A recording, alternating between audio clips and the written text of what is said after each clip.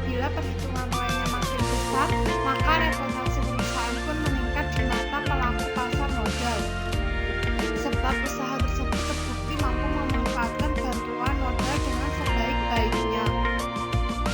Yang selanjutnya adalah manfaat penggunaan ROE. 1. Menunjukkan tingkat profitabilitas perusahaan.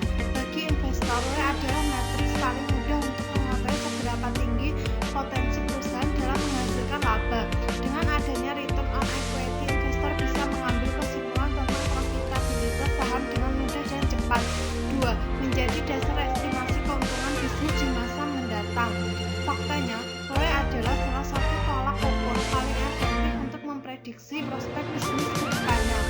Jika saat ini perusahaan terbukti mampu menghasilkan ROE minimal 1,0 atau lebih, maka di masa depan ada kemungkinan tingkat return on equity tersebut juga akan meningkat.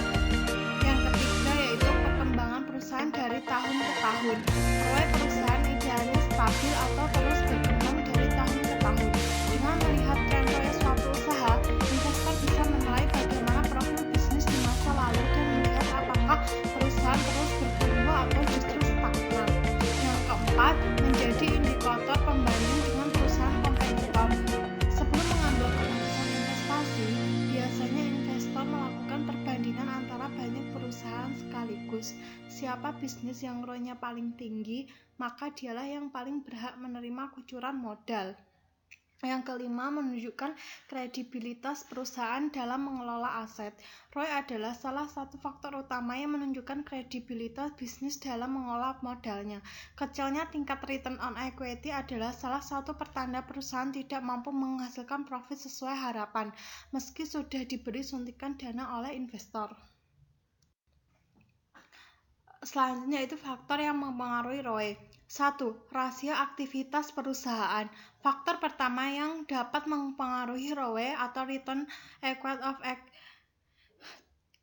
activity adalah seberapa besar skala aktivitas dilakukan perusahaan. Apabila bisnis tersebut sedang fokus melakukan ekspansi cabang, misalnya saja, wajar jika ROE-nya kecil karena ekspansi butuh dana besar dan cabang baru tidak akan langsung bisa menghasilkan profit.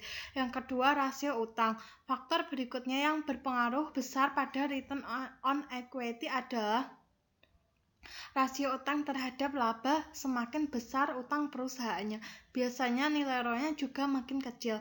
Yang ketiga, rasio likuiditas. Selain menerima utang, perusahaan juga memberikan piutang kepada beberapa pihak lain. Apabila likuiditas bisnis tidak lancar, maka nilai ROE-nya akan terpengaruh juga. Adapun keunggulan ROE yaitu 1. Rumusnya lebih sederhana. Keuntungan pertama ROE adalah rumusnya sangat sederhana, asal datanya tersedia. Investor bisa menghitung sendiri ROE perusahaan target investasinya. 2. Menggambarkan laba secara real. Karena dasar perhitungan ROE adalah laba bersih, maka stakeholder perusahaan dapat mengetahui seberapa mampu bisnis tempatnya bernaung dalam menghasilkan laba dan menjaga namanya. 3. Bisa dijadikan tolak ukur evaluasi kinerja. ROE adalah salah satu bahan terbaik untuk mengadakan evaluasi, terutama yang berkaitan dengan kinerja manajemen. Jika perusahaan terbukti tidak amanah menjaga angka ROE, investor bisa melakukan RUPS guna mengganti dewan direksi. Adapun kelemahan ROE yaitu 1. Berpotensi mengurangi motivasi perusahaan.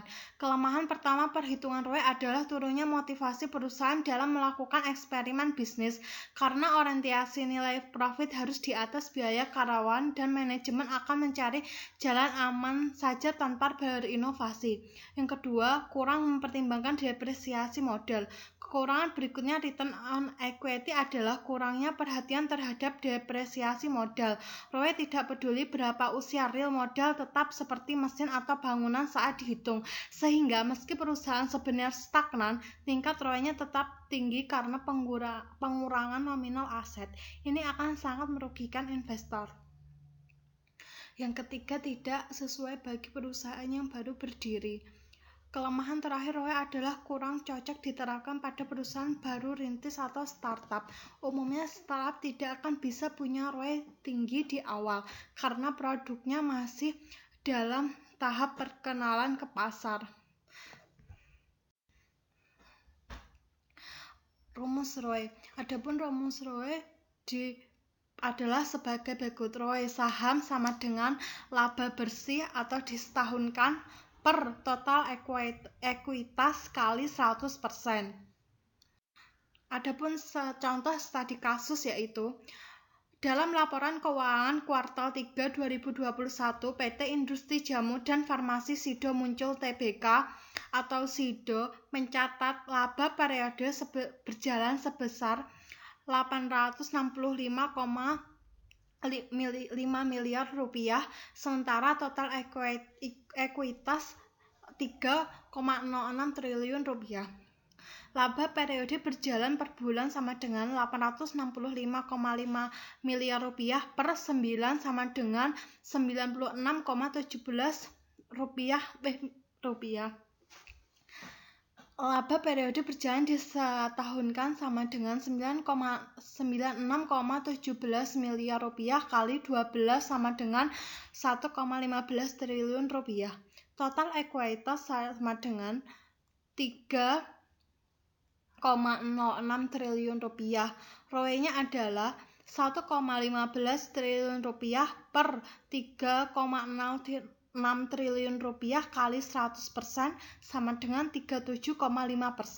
Artinya, setiap investasi 1.000 di Sido maka menghasilkan keuntungan bersih setahun sebesar 375 rupiah. Adapun studi kasus yang kedua yaitu PT Bank Rakyat Indonesia Persero Tbk atau BBRI mencetak laba periode berjalan sebesar 19,7 triliun rupiah di kuartal ketiga tahun 2021. Sementara total nilai ekuitas sebesar 280,28 triliun rupiah. Adapun laba periode berjalan per bulan sama dengan 19,07 triliun rupiah per 9 sama dengan 2,12 triliun rupiah. Laba periode berjalan disetahunkan sama dengan 2,12 triliun rupiah kali 12 sama dengan 25,44 triliun rupiah. Total ekuitas sama dengan 280,28 triliun rupiah.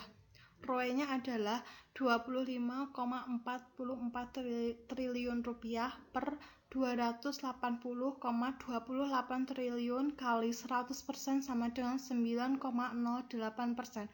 Artinya, setiap investasi 1.000 di BBRI menghasilkan keuntungan bersih setiap tahun sebesar 90,8 rupiah.